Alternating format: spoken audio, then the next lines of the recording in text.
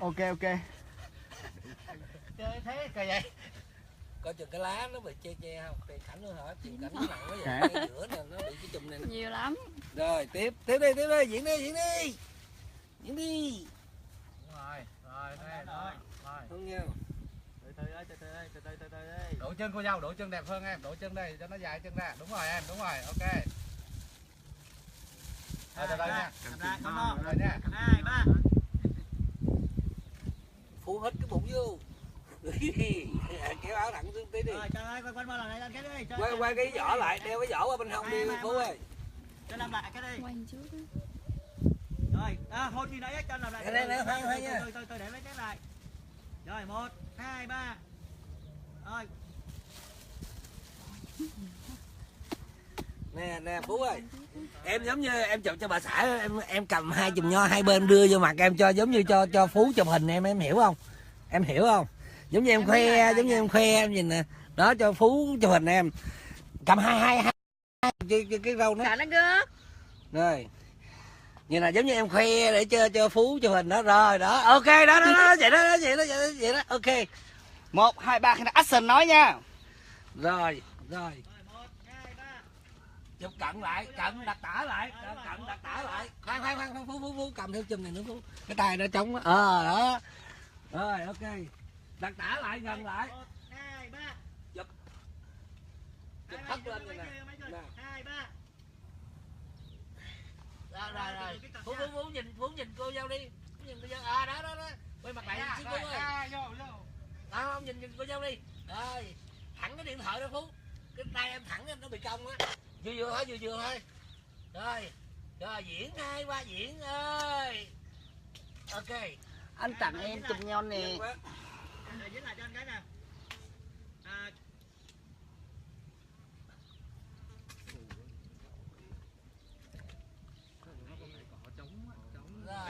Em nhấn nhận cái rồi nhìn đồng điện thoại nha.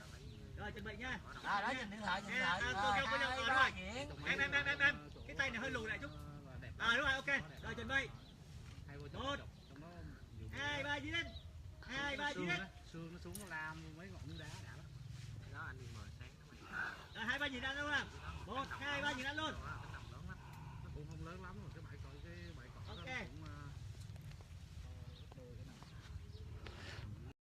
Gì đó. Bấm người chụp hình luôn. Ngay cái mỏ đá luôn á. Anh Hello nha, em Tony. một mình em trong cái vườn nho này đi. Hello Ti. Ăn nho không? Ok. Rồi một mình em cái vườn nho nha. Chỉ tạo dáng đi. Hay là ekip? Ekip. Không em cầm giống như em đang tìm một cái chùm nữa nào mà em hái em hiểu không? Con kia nó không nắng hả trời? Đó. Nào. Không em cứ em Bây giờ em sao em bỏ nho, em bỏ 2 cái nho này ra. Chậm lại chút xíu rồi, ok, em bỏ 2 cái. Hung dở quá trời mua đỏ lè. Nó râu không à, ghê quá. Chụp hình cưới Tony. em cứ đi lần tới. Đang ở Ninh Thuận chụp vườn nho. Giống như em kiểu giống như em đi thăm vườn thôi. Hello Bé Thư. Ê Bé Thư mày mới bơm vú sao thấy vú bự dữ Thư.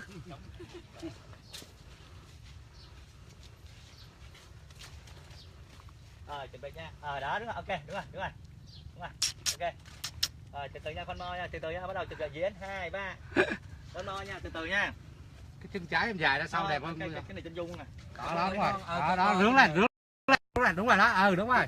Tay kia chống. Đó tay kia thả lỏng. Cái tay hơi co chút xíu hơi. Cái cảnh đang đi chơi tự nhiên đó. Con ngực đó, đúng rồi. Rồi chuẩn bị diễn 2, 3. Đang đi chơi tự nhiên đó, hiểu không? Đồ tự nhiên. Nhìn đây tức là nhìn thẳng về phía bánh. Rồi chuẩn bị. Tin lắm. Ngoan từ từ. Hello anh Linh. 2, 3. Diễn tốt. Cái lưng nó bị ấy rồi. Một là mình ướn cái ngực kìa. Hello Big Chó. Một là mình ướn cái ngực. Đúng rồi. Xẻ cái bài xuống nhiều nha, chuẩn bị nha. Khi nó diễn là diễn nha. Đó. Rồi chuẩn bị diễn 1, 2, 3. 2, 3. Con đang ở Ninh Thuận chụp hình cưới mama. Chụp ở Đà Lạt rồi giờ xuống Ninh Thuận chụp nho rồi cừu rồi dưới biển rồi. Đi. Anh hung vợ anh á xong môi nó qua chứ. Đi kiểu tôm tăng chứ em. Đi. Mất góc Thái từ từ. Cái này. Hai chỗ này đúng rồi, đó, cái đi. Đúng rồi, nhìn lên em, nhìn lên. Dễ thương mama. Mày gọi anh hồi nào, thấy mày gọi đâu? Lại sáng giờ anh giờ đi chụp hình nè. Ôm con kết á, nó bắt hết mà. Thu đính từ đây. Ba bắt hết Đính mà. này trên mặt luôn. Không dính bắt chồng nó nè, môi giọt đỏ nè. Chỉ rồi mày về chỉ được ra mày. Đính xong rồi nó không luôn. Chụp cù chứ chụp cu gì mày.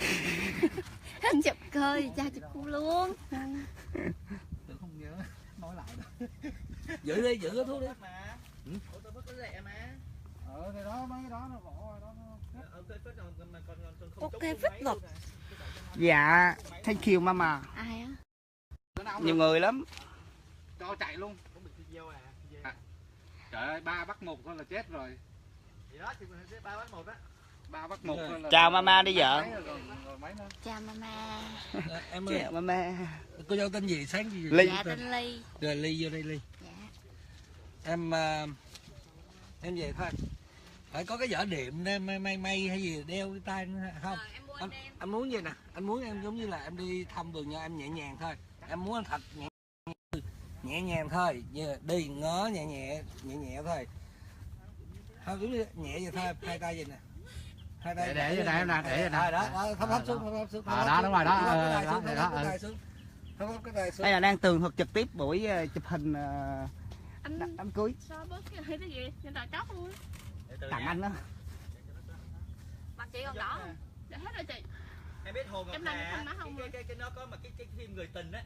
Đó là y chang cái em là đang mặc đồ từ cái bộ đồ cái nón là y như vậy lắm. Đó. Em đi vòng vòng chụp hình là nhiều lắm chị Lương. Má coi là má nè, cứ vậy là má nè ha. Có vài bữa đi Đà Nẵng nữa cưng, Đà Nẵng, Hội An, Huế nữa. Múa tài chỗ luôn. Ôi ghê lắm. Rồi quá. Suốt đây bòn sóc xăng. Huy ơi, cậu rồi tới mình Huy ơi. Huy. Từ từ Huy. Anh muốn em dạng như vậy thôi nè. Nhẹ về thôi, giùm anh 2-3 tấm thôi là được nha. Ra từ từ đến chỉnh máy lại. Hello bé mùa. Thì chào mình chút xíu nha Huy. Anh bấm mấy cái đã rồi bắt đầu tới gấu cậu. Không em đừng nhìn máy nha, không nhìn máy. Em diễn đi, em diễn đi. Đó vậy đó. Nhìn lên đó không cười nhẹ lại thôi, cười nhẹ thôi. Vài bữa đi Đà Nẵng nữa mà. Ngó bên này nè, ngó bên này nè. Ngó bên này. Ai ăn nho không?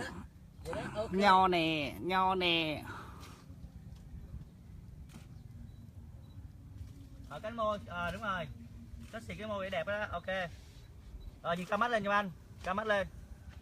Nhìn anh luôn. Cười tươi giùm bác coi. Chỉ công tác này. Dạ. Tay kia, chỉ tay kia, đúng rồi đó. Đúng rồi, ok. Không phải cái này đang cái chụp cái kiểu mà đi chơi rồi vậy hiểu không? Rồi mình có bộ ảnh cưới là phải nó đầy đủ, đi chơi rồi rồi hình kia nữa. Đủ mắt đám cưới anh mày nôn hả? Mày nôn mày gặp cái dàn bạn cô dâu phải không? Nam không gặp Ly không Nam? Rồi, vô rồi em. Rồi em hết diễn rồi phải không? Rồi, vô đây. Bây giờ nhẹ Khi nào mới có con cu? Bỏ giờ không lấy điện thoại nữa nha, cất điện thoại đi. Ok, mình kết thúc nha. Hết chương trình điện thoại rồi. Kìa, đưa bé nó cầm. Em cầm giùm anh đi. Phú ơi, bỏ cái dây chuyền vô trong đi em. Buổi sáng này đang nắng nè bạn ơi. Nè, ngay lúc này luôn nè. Nhẹ nhàng chút xíu. Đó. Đeo giỏ anh luôn. Em có tấm đẹp chưa? Có ok. Quá nhiều tấm đẹp em. Rồi, giống như tụi em đi nói chuyện với nhau. Nắm tay đứng vậy thôi, đứng giống như đang nói chuyện thôi. Ok, nhẹ nhàng thôi. Rồi nhẹ nhàng. Nắng chiếu mặt em á. Thì nới qua, xích qua xích lại cho nó. Rồi. Rồi nắm tay giống như hẹn lần đầu nắm tay. Giống anh muốn em nắm giống như nè. Nắm nó. Không nè, em nắm cái ngón tay của cổ vậy nè. Nhẹ vậy thôi. Đó, vậy nè. Nếu giống như mới khiều mới nắm được cái tay á. Rồi, ok. Không cởi mắt kiến ra luôn hả? Không cần. Để đây. Không, đeo mắt kiến vô cái cổ đi. Chó đẹp. Ok. Đó, hai đứa chạy chung lắm. Đúng rồi. Rồi nhẹ nhàng nha. Mấy cái cảnh này á trong vườn nho này nhẹ nhàng thôi. Cô dâu chú lại đứng xích tới đây chút xíu cho. Rồi đó được rồi đó, rồi. Đứng xích đâu là anh. Vừa thôi, rồi đó. Rồi ok, có chiều sâu rồi đó. Cô dâu xích qua nữa, xích qua tới chú rể chút xíu nữa cho nó vừa tầm. Rồi được rồi, khoan. Tối nay em có rảnh không? Thành là chiều. Hẹn nhau ở góc nho thứ 101 nha. Chú rể đứng gọn lại, Chị ơi, đứng gọn thắt này. cái tóc ra thì nó đẹp hơn á. Bên đây mình thắt không đây. Đúng rồi. Không, thắt cái đuôi của để đây luôn. Ok ok. Phú. Bây giờ em đứng anh gian cái vai coi được không? Cái vai này lách quá. Đó, đúng rồi. Rồi bắt đầu. Em gái, nhẹ nhàng nhìn xuống tay. Nhìn Phú nhìn em gái, Coi chừng cái cầm của Phú nha, nhích cái cầm nó tới đẩy cái cầm tới xuống. đúng rồi, kỳ tới đây hai bạn. Cười đi anh ơi. Đang đúng rồi. Rồi nắm được hai tay cổ luôn. Nói chuyện được rồi, nắm hai tay á, thả lỏng cái tay ra. Rồi Phú thẳng cái người lên. Rồi cô dâu đứng xích tới nữa cho nó gần cái tầm tay á, đừng có bẻ nói chuyện này đẹp quá. cô chỏ đừng có gồng em, cô chỏ đừng có gồng. Thả lỏng cái cô chỏ ra, mềm ra. Rồi em ngó xuống đất đi cô dâu, em ngó ra ngoài á, ngó xuống quay mặt mắt cỡ á, quay mặt hướng khác á, đó. Đứng chỗ đó hơi nắng quá, nhích ra chút xíu nha. Nhích lại chỗ mát chút xíu đi em. Nhích lên đây, lên đây. Đó rồi. Mất chiều sâu rồi. Bé vào đây Thì em lui lại. Rồi dạ, đúng rồi. Ok. Rồi đẹp đó. Rồi tươi rồi, cô dâu mắc cỡ ngó xuống rồi đó. Rồi giờ ngó ảnh nè, chiều mới lên nhìn ảnh. Rồi, chứ đúng rồi. Rồi, ok. Chậm thôi. 2, 3, Rồi nâng rồi từ từ nâng hai tay cổ cao lên thôi, nắm cái tay cổ cao lên, cầm đừng có che bằng tay cổ quá, cầm đầu ngón tay này kia tay nhẹ nhàng thôi. Đúng rồi, nâng niu nhẹ đỡ cái tay cổ, đúng rồi. Đúng rồi, tay kia luôn. Từ từ nha, từ từ. Anh không lấy hết rồi nha, Thái nha. Rồi. Anh lấy cận á. Rồi không, em đừng có cụp tay.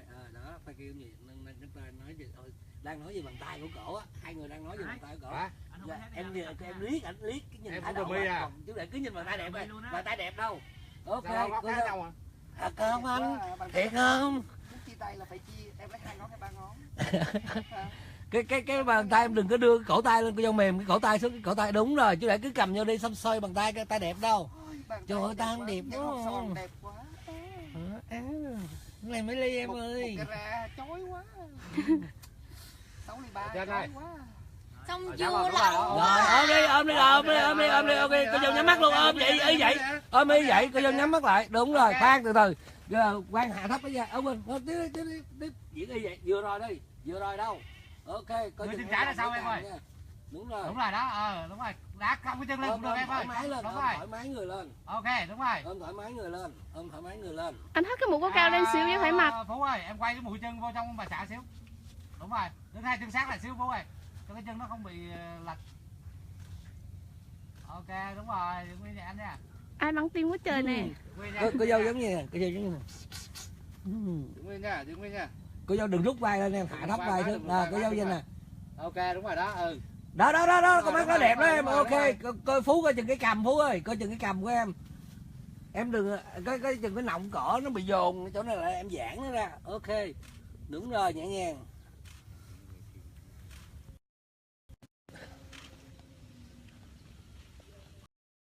Lâu quá. Rồi, giữ nguyên nha. Rồi, hai đứa dắt tay nhau đi nha. Rồi giờ Nắm tay nhau trên đường. Chưa. Em sao tối nay hẹn nhau ở góc nho nào? Hả? Tối nay mấy giờ? Rồi bắt trước đi nha, em bắt góc xéo nha. Tối nay mấy giờ? Em đi xéo á. Tôi em gái 5 giờ. 5 giờ góc nho cũ hả? Góc nho cũ. có đổi chỗ mới đi em. Có đổi chỗ mới có gì lạ hơn không? Rồi đi tới nữa đi em ơi, đi tới nữa đi, tới xíu nữa cho anh rồi dừng lại nha. 3 bước nữa. Rồi đứng rồi chùm nho. Rồi được rồi. Rồi có dấu đưa tay rồi chùm nho ngang ngang vậy nè, ngang Đúng rồi đó. giống như hái nho. Đi tới đi Tới xíu nữa em, tới xíu nữa đi. Tới xíu nữa qua khỏi cây đó. Đúng rồi. Rồi đó, rồi được rồi. Rồi chùm nho vừa tay á chứ đừng có Dạ. trước cũng được.